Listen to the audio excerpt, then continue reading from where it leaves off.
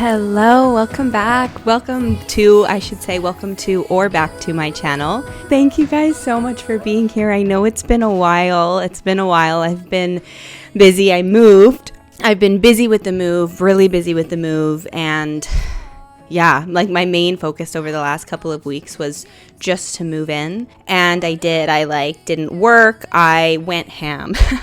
I did the move primarily on my own, and I was starting from nothing. I had nothing because I sold all my things. If you've been following my journey for a while, you know that I sold all my things and I went Airbnb hopping. So I really didn't have anything. I had to start from scratch. So it took some time. But anyways, I will save the life update for the end of the video. But I just wanted to let you know why I've been a little MIA on the YouTube, because I did mention I want to put more effort into YouTube, which hasn't changed. That hasn't changed at all. I just needed to get the move done first, but we're back, baby. And I'm excited to just really dive in. I'm really excited to dive into this YouTube channel. The goal is 2 videos a week. If I do a third, we'll see, but the goal is 2 videos a week. I'm aiming for this type of a video where I chat with you guys. Today we are going to be talking about, honestly, like eating disorders, food, body image. I struggled with that a lot, and I want to talk about my journey with it and how it's evolved alongside my spiritual awakening. A few people have asked me, and I think it's a good time to talk about it. The other video that I'm planning on doing and the second video I plan on releasing every week is more of like a reading or energy work or something along those lines. So one chat and chill. I want to say chat and chill. I got my hot cocoa here. It's funny, this cocoa that I'm drinking, I actually came across this in San Diego. And San Diego will forever have a piece of my heart. My heart breaks a little bit thinking about it. I get a little emotional thinking about it. Like I said, I'll save the update for the end. With that said, I'm drinking my hot cocoa that I got from San Diego. It's a nice little reminder. And my point in that is I hope you guys are snuggling up to a drink as well.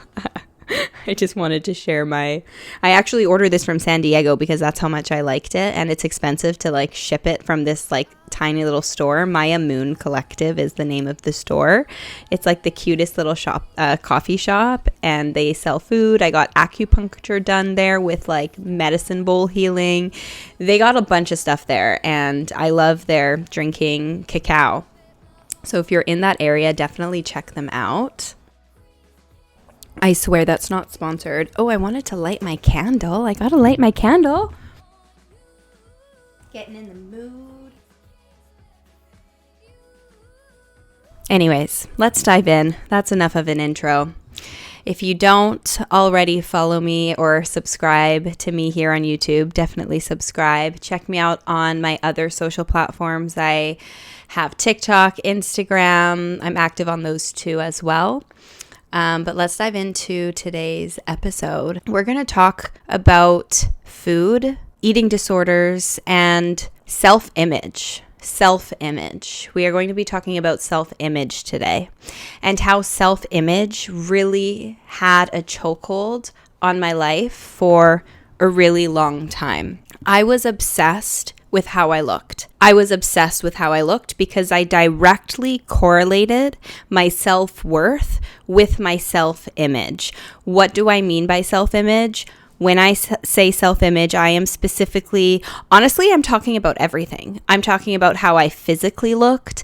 I'm talking about, let's say the job that I had. Okay, is this job viewed? What is society's view on this job? Is it viewed in a positive light, or is it viewed in a more negative light? I was obsessed with my self-image, and I directly correlated my self-worth with my self-image. And on my spiritual awakening, I've really come to realize that self-image is all ego. It's all ego, and it really doesn't matter. It really doesn't matter, and it's sad.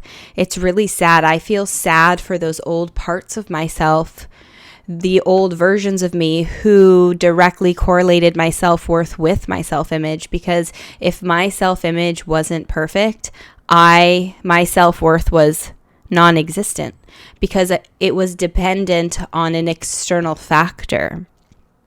And this is why I had such an issue with my physical appearance. I had issues with food, working out. I was obsessive over it for a really long time because, again, I directly associated my self-worth with my self-image and how I looked. And for me, the physical aspect was a really, really big part. So I want to start there. And when I talk about a couple of these things, I might mention childhood and some instances that occurred in childhood. And I just want to disclaim or preface, I am not blaming anybody. I am not blaming my parents, my teachers, anybody. I'm just speaking of my experience with the understanding that people that were in my life, the adults in my life, and my parents especially, truly and authentically, everything they did was because they thought was for the best. They did the best with the tools that they were given. So when I speak of these things, I don't want you to think that I perceive my parents or, past people in my life in a negative light, because that's not the case at all. I'm just speaking the truth of my experience. So I think that's important to note, because I think that when we do start on a healing journey, I know for me at least, I had a lot of resentment toward my parents and people who did me ill, people who harmed me. It was very much so victim mentality. I didn't deserve this. Why did this happen to me? And I'm not saying that I deserved it. With that said, no change can happen with victim mentality. And the more you work on yourself and build your understanding, you realize oh my gosh, they only did the best with what they were given. So it's just an important reminder. Anyways, let's dive in. Starting from when I was young. I have 3 siblings. If my tongue's a little, I'm drinking turmeric chocolate, by the way.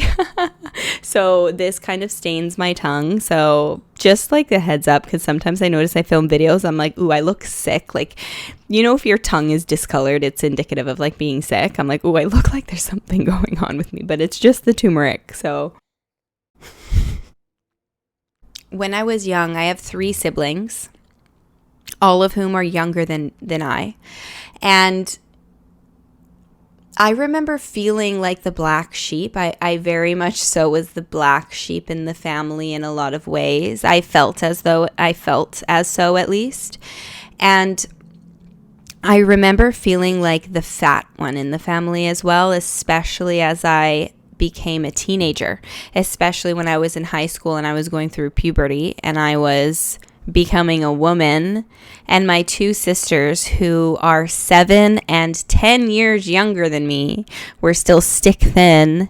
I compared myself to that. And my brother, who's 3 years younger than me, always just very fit, in shape, athletic. I was as well, very much so. I played a lot of sports growing up. However, when I hit high school, I quit. I quit Taekwondo at one point. I wasn't as active as I used to be. Plus, I was going through puberty. My body changed. And I was really uncomfortable with that change in multiple ways. One way, I felt like the fat one in the family. I'd compare myself to my sisters, who were, again, 7 and 10 years younger than me. Right? And in hindsight, I'm realizing Brittany, you were a teenager. You were changing. You were growing. Oh, the bird's just flying by. Anyways, I don't know if my mirror picked that up, but it distracted me. It was so beautiful. I love this patio so much. In hindsight, I realized oh, honey, talking to my inner teenager, that's normal. It's normal to change. Your body's going to change. It means you're becoming a woman. It's a beautiful thing. And gaining weight, whether it's because of puberty or not, is not a bad thing. I just associated it with something negative because I didn't want to be, the big one in the family. And I remember at that time too, my parents were really getting into health, and they kind of put that on me a little bit. I remember at that time when I was gaining weight, it was, a topic of discussion. I remember them talking to me about it. And in their mind, they just wanted me to be healthy. But I was healthy. And if anything, it made me more self-conscious. Like it really did. And I remember doing like a cleanse with them when I was like in grade 11 or grade 12, like a 30-day cleanse. And I remember losing like 5 pounds and being congratulated for that, And so it really started there. And I remember picking myself apart. I was really self-conscious of my legs. I'm short too, so when you're short, if you're short, you gain 5 pounds and you notice it. When you're taller, when you gain 5 pounds, you don't really notice it that much. I remember I lost 5 pounds and I could tell, and I was congratulated for that. And even then, I was never fully happy, and I associated me looking good with my self-worth. Oh, I wasn't good enough unless I looked a certain way, or unless I achieved this, unless, this or that. And I didn't know what to do. I was really unhappy with my body. And this is now I've graduated high school. And nobody knows this, by the way. Nobody knows. This is all internally. This is all internal. My mom is very slim as well, like naturally. So, and not saying that I wasn't, but I was definitely built different than my mom. And then comparing myself to my 2 younger sisters again that like are still literal children. And then being praised when I lost weight, and you know what I mean. I associated that with my self-worth. And again, after high school, going to college, I gained some weight. I was really unhappy. I didn't know what to do, so I got involved in bodybuilding competitions because in my mind, I'm like, oh my gosh, if I can look like that, if I could get somebody to help me look like that, fuck yeah, was like my attitude, because I didn't know how to look like that by myself. I didn't have the knowledge. So that's exactly what I did. Me and a friend of mine who also I know went through the similar things as her and I worked together, and we would talk. Like, I remember her telling me about like, oh, I didn't eat anything today, or you know what I mean? Or, oh, I'm doing this cleanse today, or I'm doing this today. And it's really sad the amount of people who actually do struggle with this. And a lot of people just don't talk about it. Going back to what I was saying before, I didn't tell anybody. Like, this was all internal. I didn't tell anyone, not even like my best friends.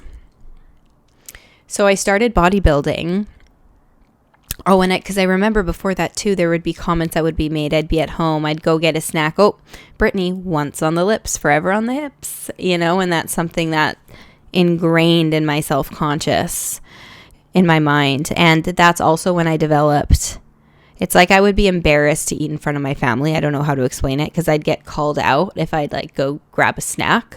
So I developed this habit of hiding food from my parents. I felt like I would have to hide and eat the food.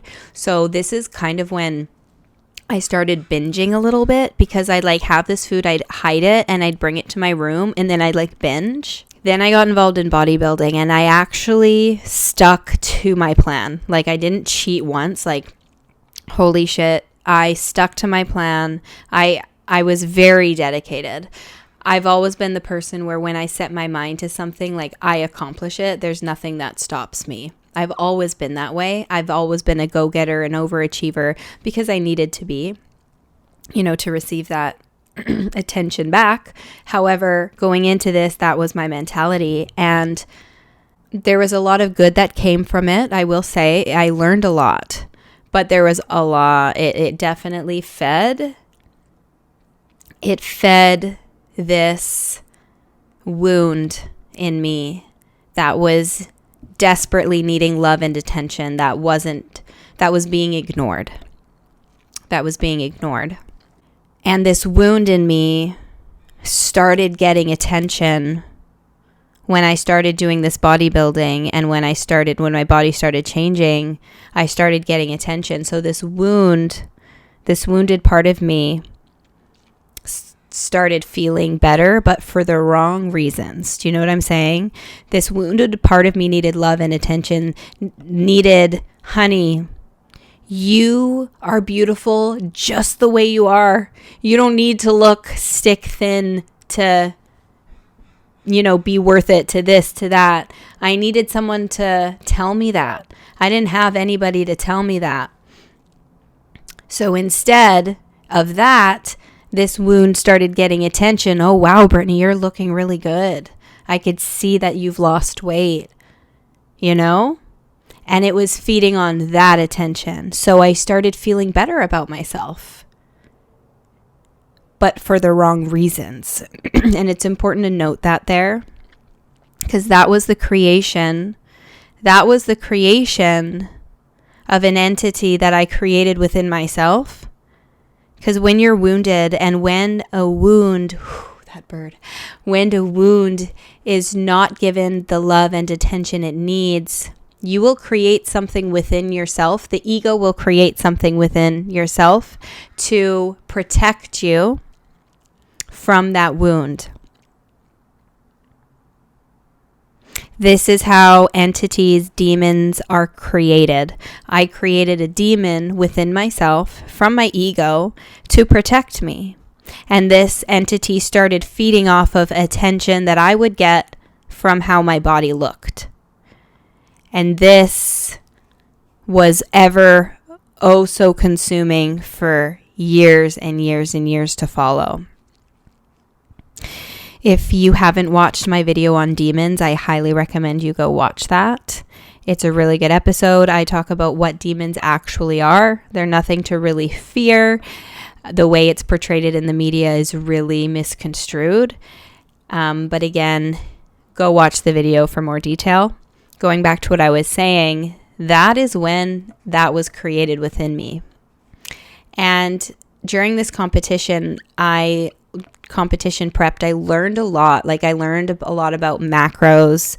I learned a lot about bodybuilding, and I really dove head in. I'm very much so the person where when I do something, like I said, I do it all out. And I actually really developed a love for the gym. I developed a love for the gym. I also started developing a love for cooking foods and cooking healthy foods, because I got to play around with macros, and I learned a lot about foods and what's in foods, the macronutrients of the foods and whatnot, even though I should be more so focused on the micronutrients. That's more so what's important. But anyways, that's what I learned back at the time. And that was good. To be creative with food, I actually really enjoyed. I was actually eating a lot of food. My trainer did have me eating a good amount of food. She also had me working out like a motherfucker. That's what I'll say. I was going to the gym twice a day at one point, every day, almost every day. It was a lot. But I loved it. And I did really well in that competition. I did really well. At the time, because I associated my self-worth, there was 22 girls in my class, and I came in third. 3, my favorite number. So I felt over the moon. My ego was so happy because I was getting that attention that I needed that I wasn't getting before. Do you know what I'm saying? And after that competition, I became obsessed with macros, with what I put in my body, with working out. And this is when I started feeling, I don't know if orthorexia is the right word, but I would go to the gym twice a day, every day. And if I didn't go, I'd feel guilty. I created a really unhealthy relationship with working out. I developed an unhealthy relationship with food. And I needed to know what was in everything that I ate. If I didn't know what was in it, I didn't want to even have a bite. I remember, my parents making food. Oh, Brittany, want to try this? I wouldn't even let myself have a bite because I didn't know what the makeup, the macronutrient makeup of that bite was, which is ridiculous, but it was so consuming. I remember, I'd go out, I'd be so so consumed about how I looked. Oh my gosh, are people, are they looking at me? Do they think I look chubby today? Oh my gosh. Like it was on my mind. Like it was all consuming. And then I got into a really unhealthy relationship, and that just made it worse. My partner, would make comments if I'd gain weight, stuff like that. More of it was being projected back to me. And I really struggled with binging at that point after my competition, after being so strict. I remember binging. I had a big issue with binging and then purging. I'd restrict, binge. Sometimes I would purge, not all the time. I hated purging, but sometimes I would, because I'd feel so guilty because of how much food I'd eat. And I'd eat so much food that I was physically uncomfortable, like physically so sick. But it's like I couldn't stop. And it makes me emotional thinking back to that younger part of me that didn't know how to ask for help, that thought that my self-worth was so directly associated with how I looked,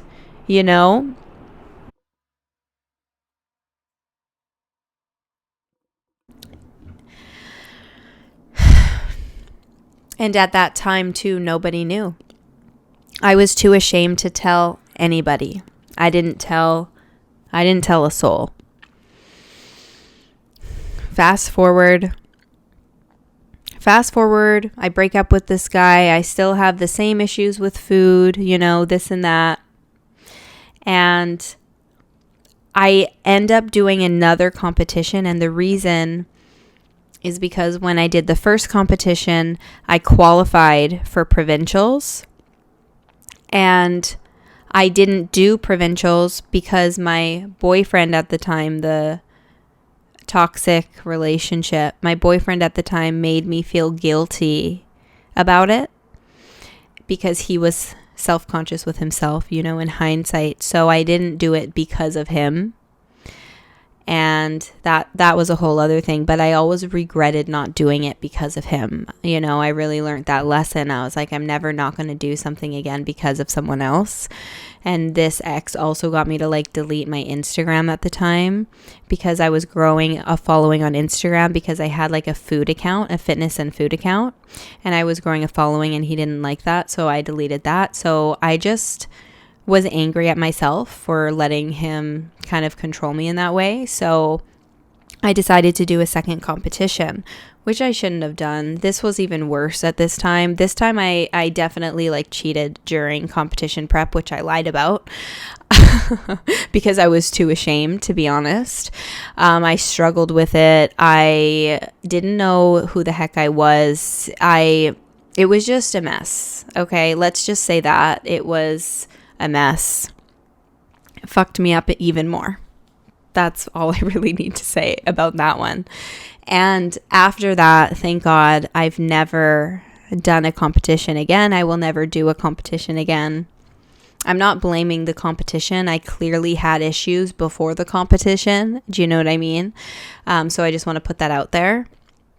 If you've done competition prep and you had a great experience, that's amazing. And I know that everyone can have different experiences with different things.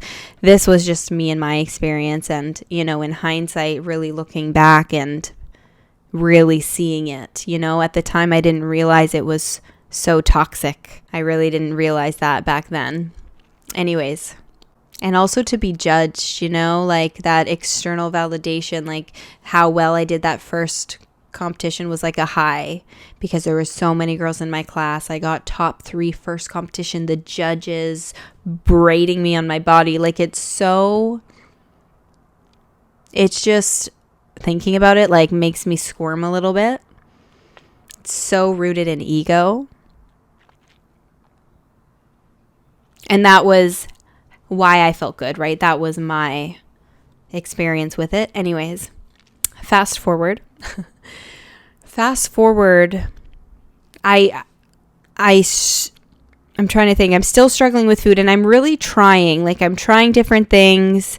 I get into another relationship, another serious relationship. I end up living with this person, and it was better during that time because this person really did accept me. Like, he just thought I was beautiful regardless of what I looked like, even if I was a little heavier. He's like, you're, if anything, he liked it when I was a little heavier. So I felt secured in that sense with him. But again, that was external. That wasn't a sense of security within myself. Do you know what I mean? So I still struggled with it at that time, but it definitely wasn't as bad. And I was letting myself eat more foods again. I stopped weighing my food because for a really long time I'd weigh my food. And so it started getting better, and I knew I had an issue, right? So I was actively working on it. And then we break up, and that's when I really had a massive spiritual awakening. This is a few years ago now, a couple years ago, 2022. And my relationship with food and whatnot has shifted even more with my spiritual awakening and my healing journey and my self-love journey. Because I'm realizing that self-love is loving my body. Loving my body, which means a couple different things. It means, yes, taking care of and moving my body regularly because I love my body. I need to keep it healthy. I want to keep it healthy because I want to be able to be mobile when I have grandkids. Do you know what I mean? It's wanting to live a long life, a quality life, you know, and you need to take care of your health. You need to take care of your physical health to do that. And that means the foods I eat as well. So not only being active, but being conscientious and mindful of the foods that I consume. And I remember that Spirit really made it clear to me. I had a really profound download. Your body is a temple. You are housing royalty. That's how powerful your soul is. And yes, I'm talking to you as well. Spirit was really impressing that feeling upon me. And I really felt like, oh my God, I got to get my shit together. I got to take care of my body because it is a temple. And I went like really, really kind of like strict with myself. Like I had juices, I was going to the gym, and I was really kind of slipping back into that old punishing myself to try to be better. Do you know what I'm saying? It's like, I didn't think I could be successful unless I was punishing myself. I associated success with punishing myself when it came to my body as well. And I always felt like, you know, I didn't like my body. I wasn't comfortable in my body. And a whole other reason why I wasn't comfortable in my body goes back to shame and sexual shame and stuff like that too. But that's a topic for another day. But I, associated it with punishing myself and just being like super overly strict. You know what I mean? So that changed and has developed with time, which I'll talk about in a second here. But it's interesting. I remember when I was in San Diego, I felt guilty one day because I didn't go to the gym. And you're like, Brittany. And I was like, Brittany, if you really loved yourself, you would move, you would go to the gym, you would have done something, you should do something. So I was like, okay, I'm going to go for a run. So instead of going to the gym, because I really didn't feel like going to the gym, I went for a run because it was a beautiful sunset. And I was like, sunset run, hell yeah. I go for a run and I'm running on my path, and there's a bunch of people like in the way, and I run around them, but because I ran around them, I had to cross some uneven road and I twisted my ankle. And because of the sports that I played as a child, I am more prone to injury on my ankles because I've just injured them so many times in the past, and I've torn ligaments. So for me, an ankle roll is more than just an ankle roll. Do you know what I mean? So as soon as I rolled my ankle, I knew. I was like, oh shit, here we go. I'm going to be out for a couple of days. And in that moment, I was super in tune and connected. And I knew this was happening for a reason, because everything happens for a reason. So in that moment, I remember being like, okay, why is this happening? And I kid you not, the lyrics of the song I was listening to, Taylor Swift, "You need to just stop. Can you just not?" And I look over directly at a sign that says slow down. So in that moment, Spirit was making it evidentially clear to me that they wanted me to slow the heck down and listen to my body. Loving yourself also means not punishing yourself. Listening to your body's needs, listening to your body's wants.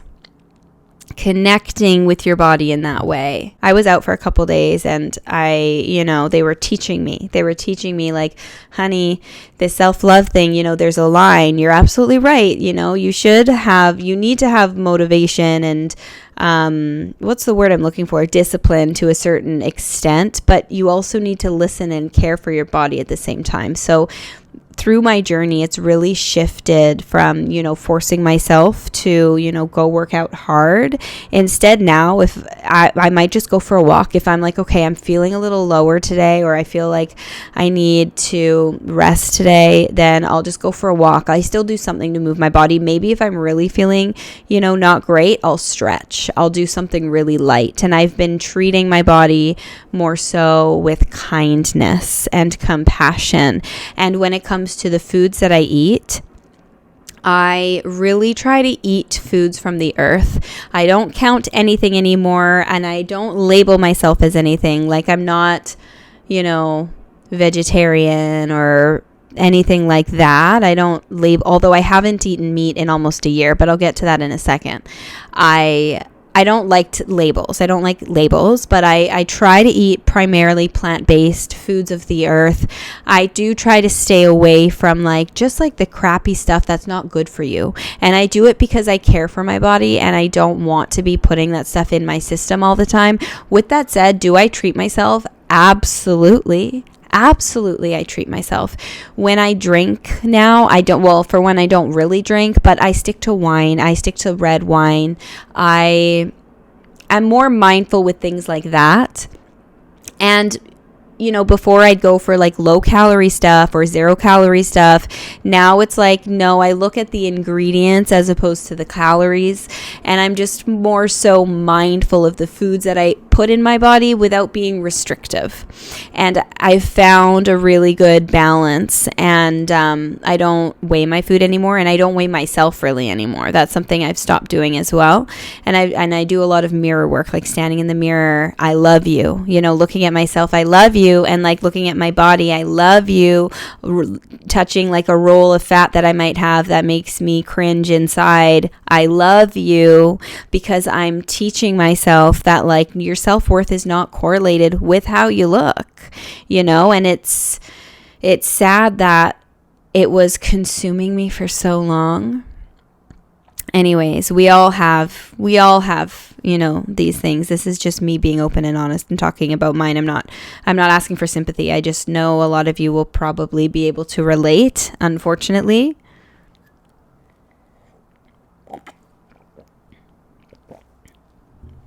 But I don't eat meat. And the reason is I just cannot get behind how the animals are treated, and the hormones that are pumped in the meat, and the energy of these animals, these poor souls. The only meat that I'll eat is hunted meat, if it's hunted, and if the animal is given its respects and treated like an animal. Do you know what I mean? Animals should be treated kindly. They should be treated with compassion. They shouldn't be treated the way many are and farmed. And I can't do it. I can't get behind it. So I will eat I guess game meat is what they call it, but meat that is hunted. But I don't hunt. I don't hunt, so I haven't come across. I haven't went out to seek it out. I'm sure I could seek it out somewhere, but I'm not. It's not something that, I need. It's not like I need to eat meat. I need it now. I'm good without it. Although I do miss it sometimes. Don't get me wrong. Like I definitely do. And it is like a sacrifice. Like I was at the store the other day and I was looking at the rotisserie chickens. I was like, oh, damn, I love rotisserie chicken. But something in me just feels really... I don't know. I remember when I stopped eating meat because it started physically making me ill. It's crazy. I remember preparing it for myself and all of a sudden not being able to prepare meat for myself anymore because I started to get really queasy and being like, okay, this is interesting, whatever. So I kind of stopped preparing it for myself. And then fast forward, I started feeling nauseous when I would eat the meat. I remember I needed to I couldn't eat meat anymore. I would physically gag. I was having a physical reaction and I'm like, what the heck is going on with me? It's I was never trying to not eat meat. It just kind of started happening. Then a couple months later, I get invited to this retreat in Costa Rica that I went on with a friend of mine, and it was an all vegan retreat, and we got to see all of the animals. They had a shelter there, and I just bawled my eyes out, and I was like, okay, Spirit, I hear you. I'm not eating meat anymore. And I stopped eating meat, and I haven't eaten meat since. I do eat fish. I will eat fish as long as it's not farmed fish. I love fish, especially when my dad or brother goes fishing. I'm like, yeah, fresh. I prefer it freshly, like that. But when it comes to meat, I have not eaten it because of that.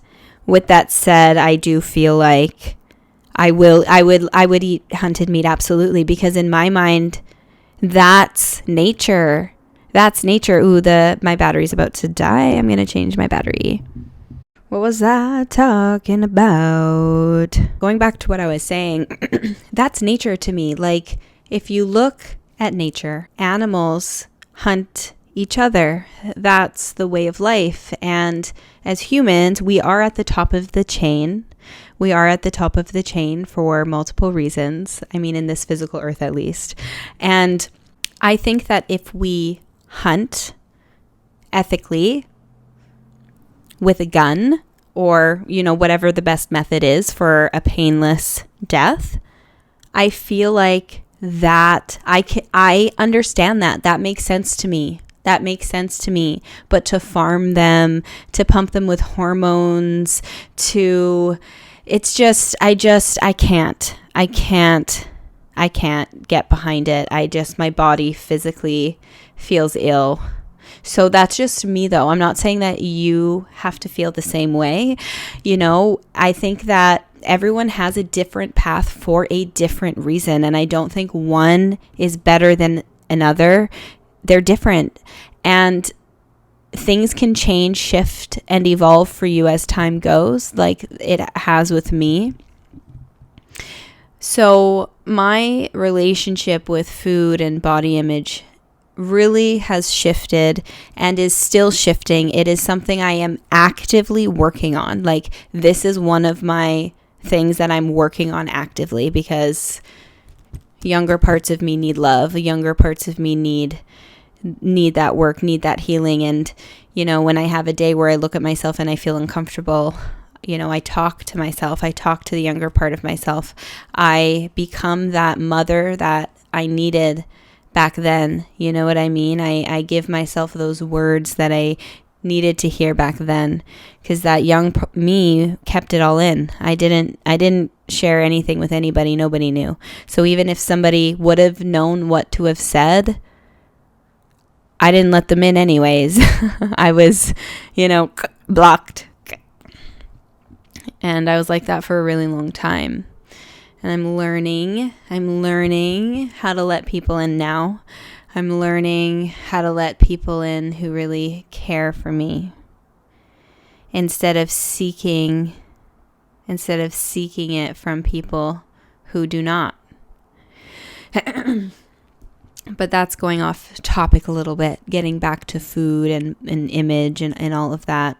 Your body image should not be correlated with your self-worth. It's really sad we live in a society that's so heavy in our society.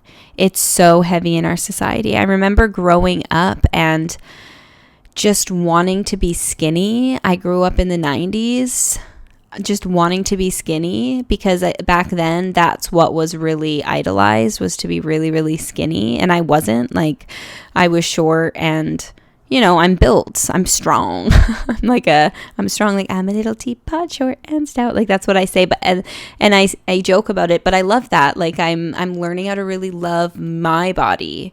And it's so easy to compare ourselves to models, to the perfect images that we see on TV, we see in magazines, the media, you know, and it's so easy to compare ourselves. Oh, take this diet pill, take this, always telling us that we need to look slimmer, we need to look younger, basing so much emphasis on our self-image that it really makes us feel like if we don't fit that mold, we're not good enough, we're not deserving, we're not worth it. And it needs to change. That perception really needs to change. And how does it change? It starts by the internal change. Because logically, you may know these things, but it's another thing to change it on an internal and subconscious level. Do you know what I mean? Especially if you grew up in an era where skinniness was idolized, you know, which most of us have. Ooh, crack my neck. Which most of us have. And, you know, it's changed a bit as the years have gone. It went from really skinny to wanting like a fat ass, you know. And like, everyone's different. Some people are going to be naturally really slim. Other people are going to be naturally more curvy. Other people are going to be naturally fuller. Other people are going to be tall, short. Like, we are all supposed to be different. So trying to fit into what's hot at the time, or what's in at the time, what's the trend at the time, is so unauthentic too. It really takes away from what makes you unique. And we're all unique. We're all different. We're not supposed to be the same. Like, we need to stop striving for normalcy. Like, so many people strive for normalcy. And if you are outside of the box, you're deemed weird. You're deemed, do you know what I mean? It's like you're deemed as a weirdo, you think differently, or you dress differently, you look differently, you're weird. Why? Why would you want to be normal? Why?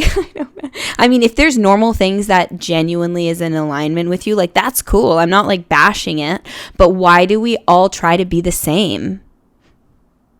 Like, it literally makes no sense. Your power lies within your uniqueness. Your power lies within what makes you unique. Stop being afraid to explore what makes you unique. Stop hiding it. If, you know, we all want to stand out. Well, I shouldn't say all of us, but a lot of people, you know, we feel like we want to stand out, we want this, but then we're afraid to explore the parts that make us different. I'm telling you right now, that's the part that will make you stand out. Stop being ashamed of those parts. You know, we really need to rewrite the script here. We need to change this. We need to stop trying to be like everybody else. And again, logically, we might know this, but a lot of people do it at a subconscious level. They're not even aware that they're doing it. You know, I'll give you an example. When I was a teacher, for those of you who have been following me a while know that. But those of you who don't, I was a teacher for 5 years, primarily teaching high school. And it's not what I wanted. And I knew that I couldn't do it for the rest of my life, but I didn't know what else the heck I was going to do. Like, I didn't see my way out. I would wake up crying before going into work. That's how bad I didn't want to go. So I remember asking for help and asking for guidance. But I also started looking for something else outside of me. And I got myself into a master's program for counseling because I could be a counselor. And I thought, oh, it's a good job still. Society views it in a good light. You still get a good pension. You get benefits. I knew my boyfriend at the time would have thought it was a good thing. I knew my parents at the time would approve of it. Why was I striving for normalcy?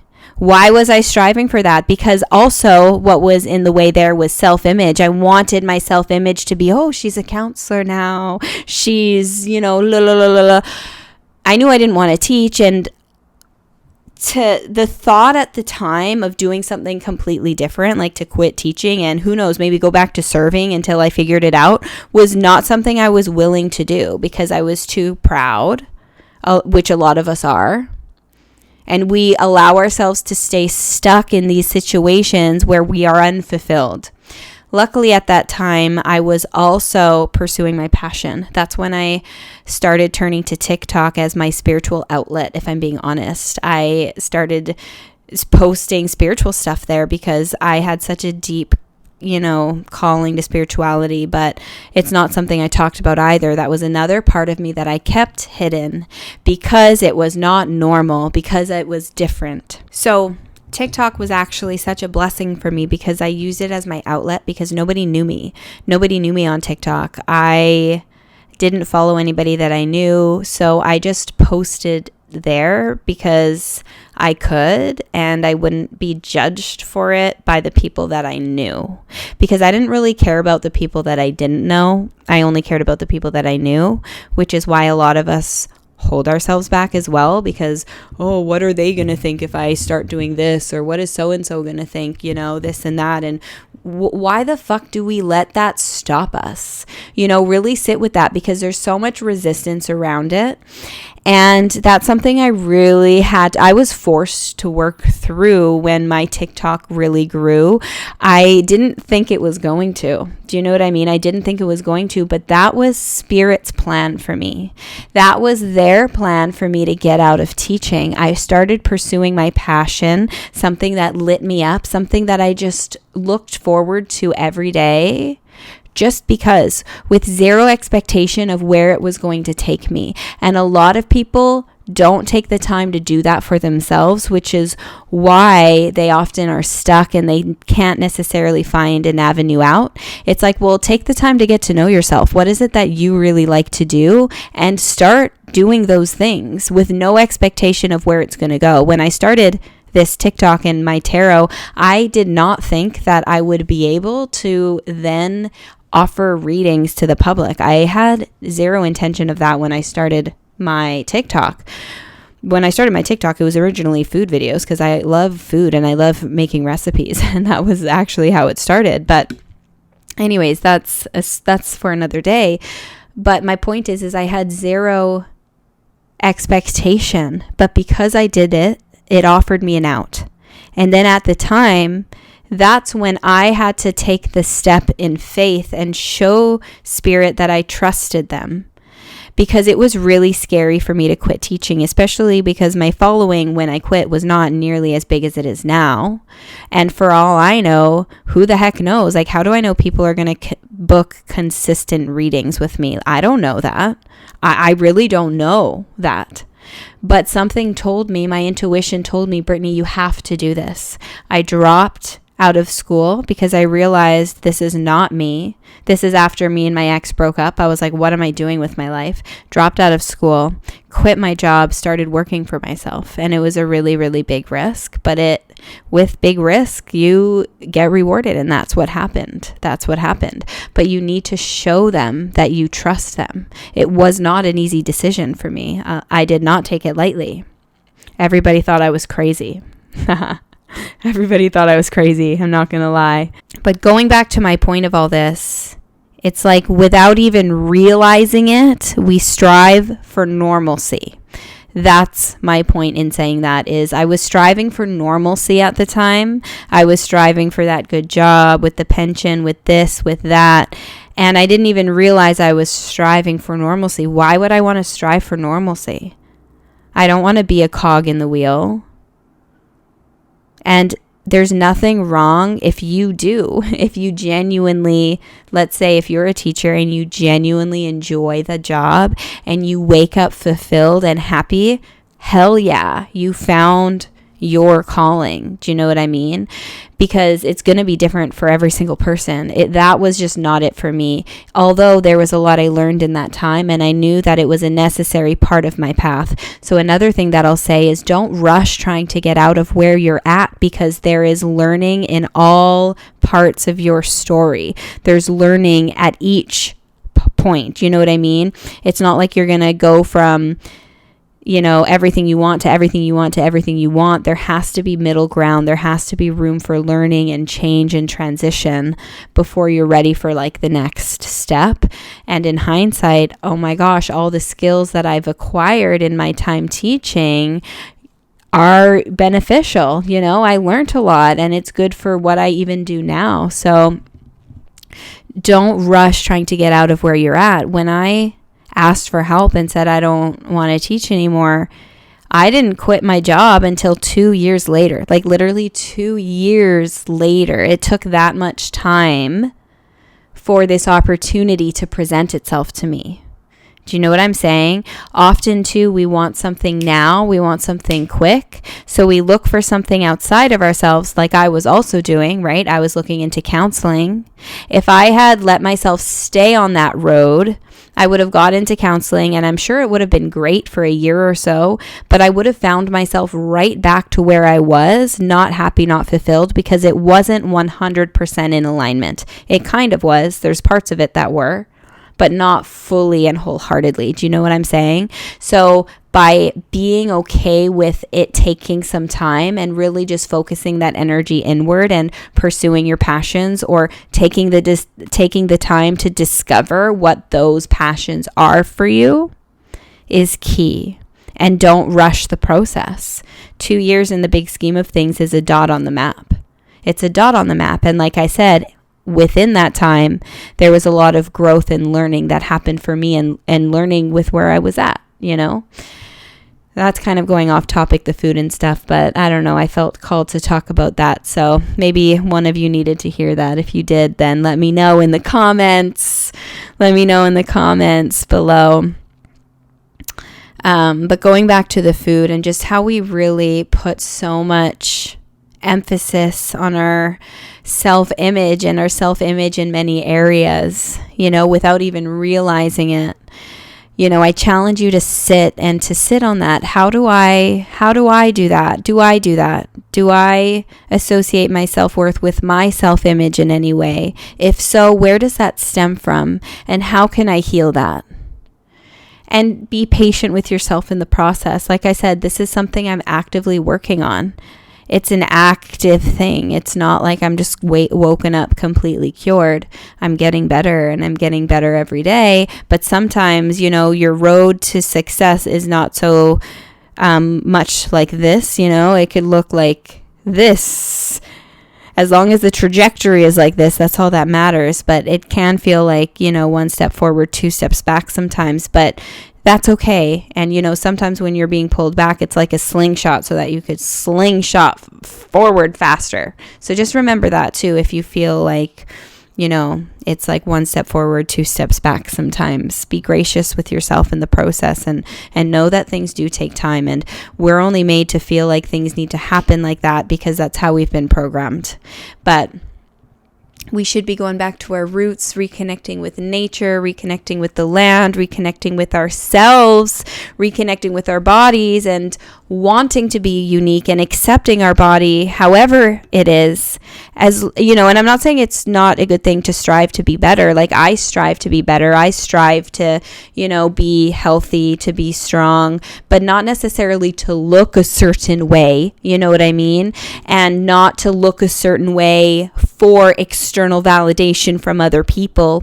It's wanting to be healthy and strong, and to, feel good for you, because you love yourself, you love your body,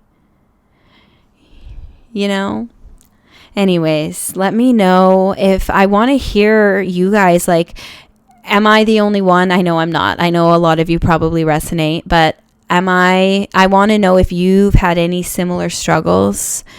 let me know.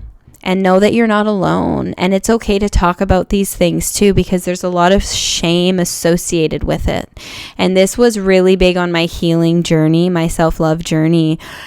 Also, your self-worth. You need to know you're worth it. You need to really love yourself to really attract those beautiful things in your life. And if you are associating, your self-worth with how you look or something like that, there's healing within that needs to happen so that you can bring forward these beautiful things that you are deserving of, because you are deserving of it all. But if your subconscious mind is telling you, oh, you're not deserving of this unless you look a certain way, unless you make a certain amount of money, unless you blah, blah, blah. And this could be rooted from beliefs that have been imprinted on you in the past. You know what I mean?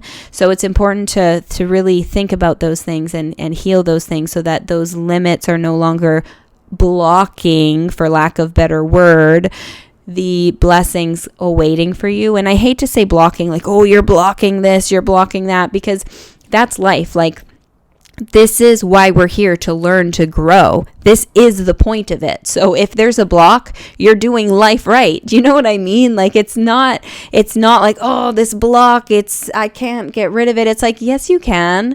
This is why you're here. Whew, a bunch of crows just flying overhead. It just like takes my breath away. Beautiful. Anyways.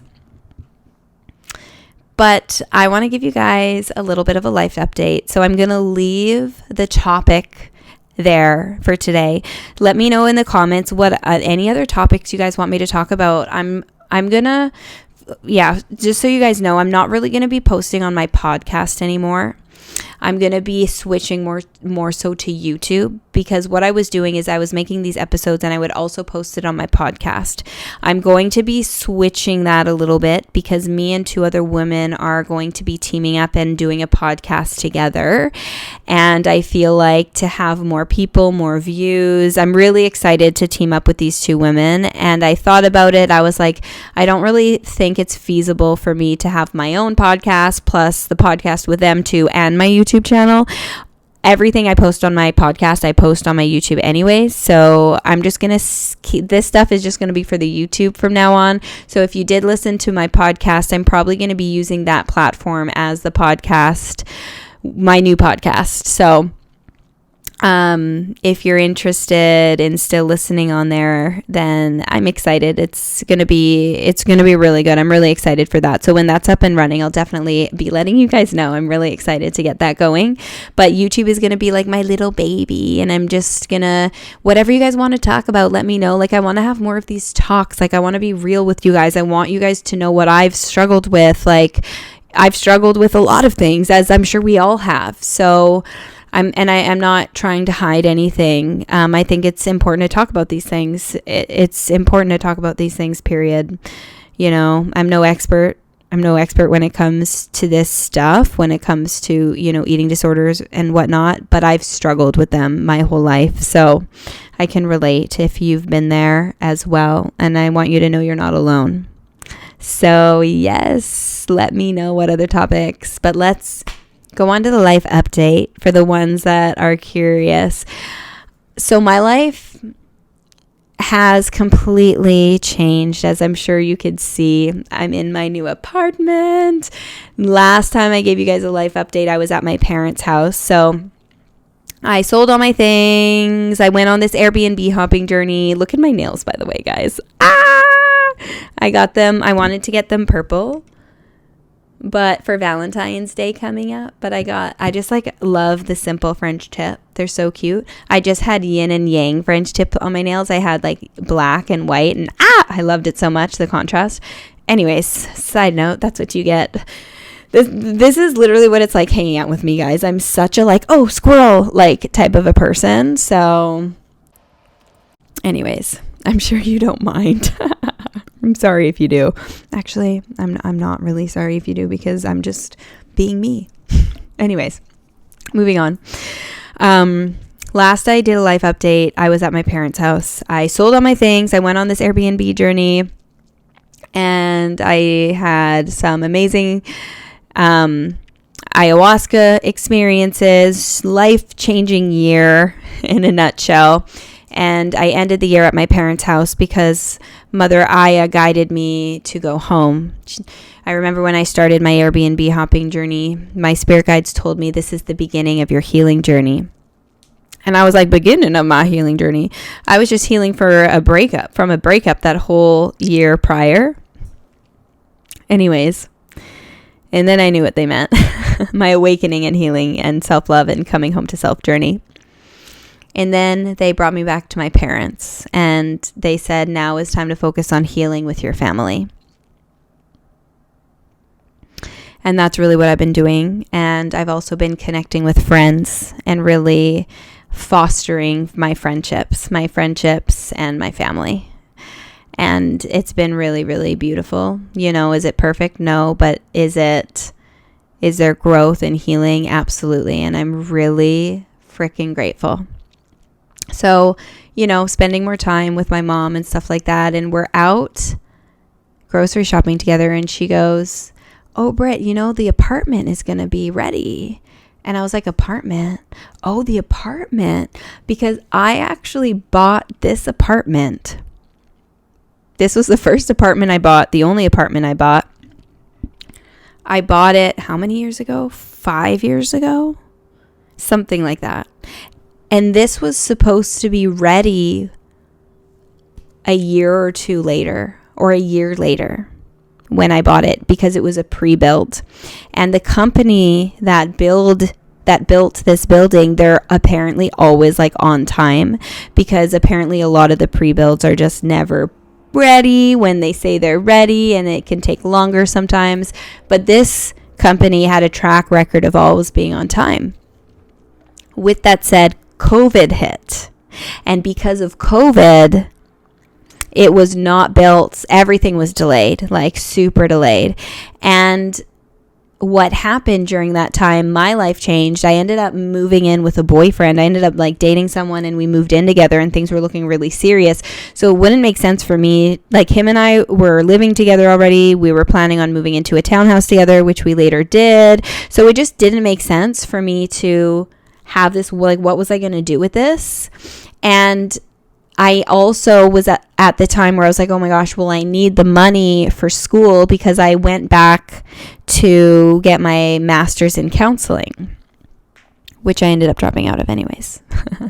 So because of all of those things and my money being locked up here, my parents were actually wanting to make an investment somewhere anyways. So they took it on. It was like, do you know what? Like, this is a win-win for them because they wanted an investment anyway. So it just worked out. And I was able to, you know, get my down payment back to pay for some trips that, you know, I ended up feeling called to go on, and which was later, but school at the time and just life, whatever. I ended up spending like the money. I did not hold on to any of it. And so they took it over. So I forgot about it. I forgot about it because my life had completely changed and changed again. And, you know, I just, especially when I was Airbnb hopping, like I have no interest in like really being settled down, like at all. And then my mom's like, the apartment's going to be ready. And I'm like, the apartment. I was like crazy. Like I forgot about it. Like I straight up forgot about it. And she goes, it's going to be ready like mid-January to February. And I was like, no way. Interesting timing.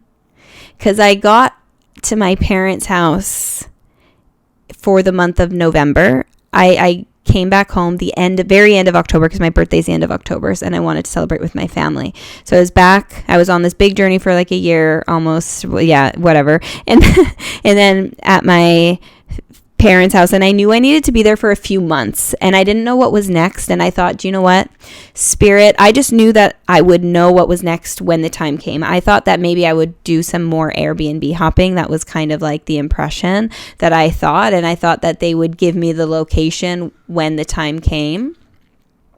So I figured I'd be with my parents until maybe like December, maybe January. And that was the timeline I kind of thought, but I was like, we'll see what happens.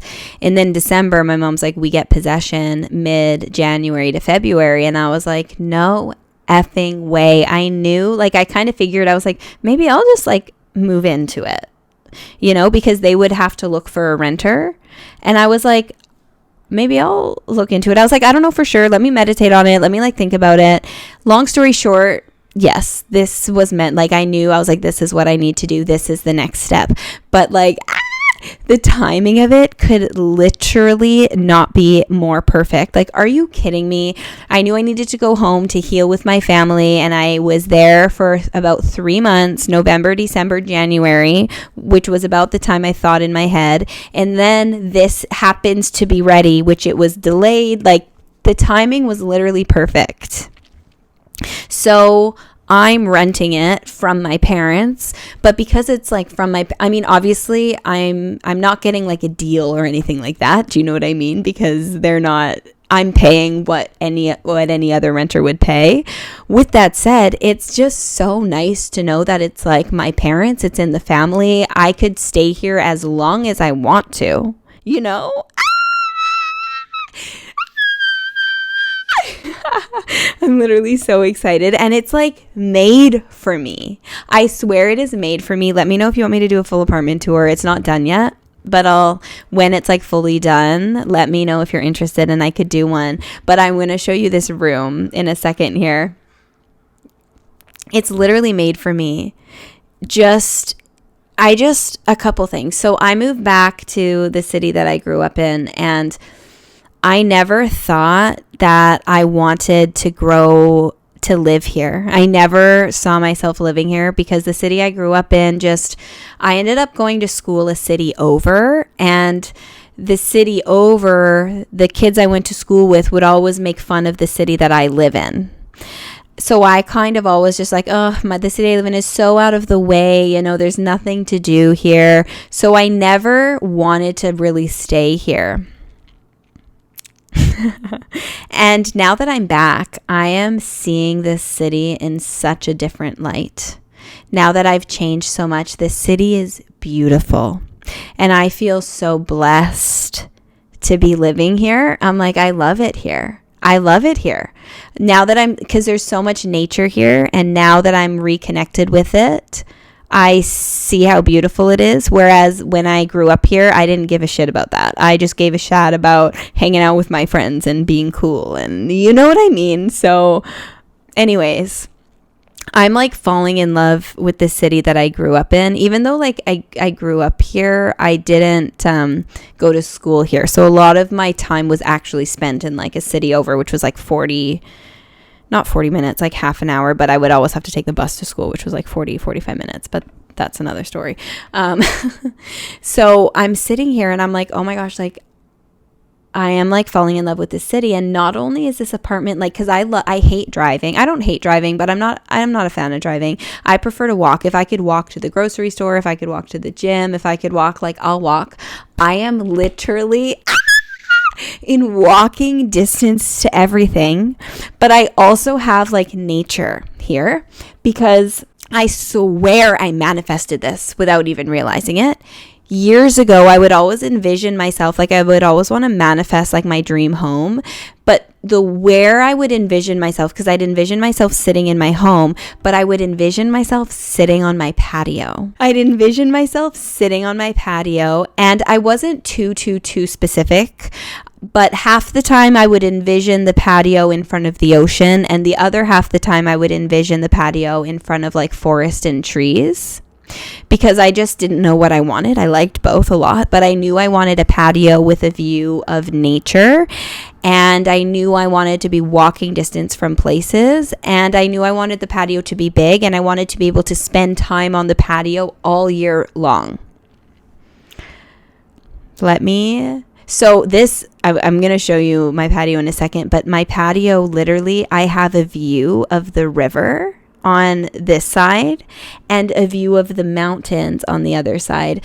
The view, it's really cloudy today, so the view is not as nice, but when it's clear, the mountains are like, I mean, I'm going to show you, it doesn't matter. I'm not complaining. Like, anyways, my point is I literally manifested this. This apartment was made for me specifically like at this time in my life, like as I'm falling back in love with the city. And so I'm really excited to be here. I feel so grateful. But I love you guys so much. Thank you so much for being here. If you're not yet subscribed, hit that subscribe button. Let me know what other topics you want me to talk about. Let me know if you liked this style video. And yeah, like I said, I'm thinking of 2 uploads a week. One where it's this kind of a chat, and another one where it's more of a spiritual, like a reading, energy work, that sort of thing.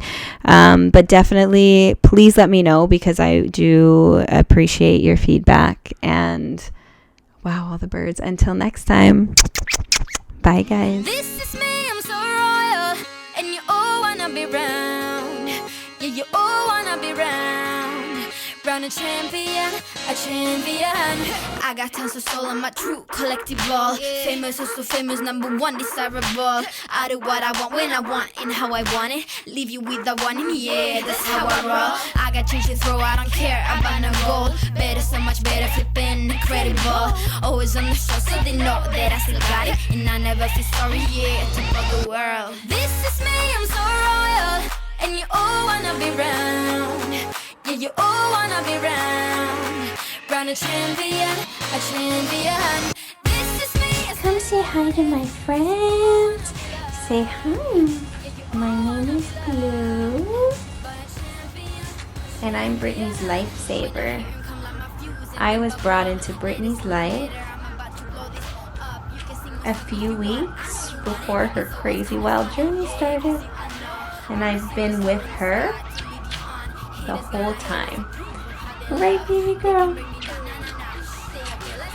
I love you so much. I love her. I love you. Okay, she wants to go down. You can go down.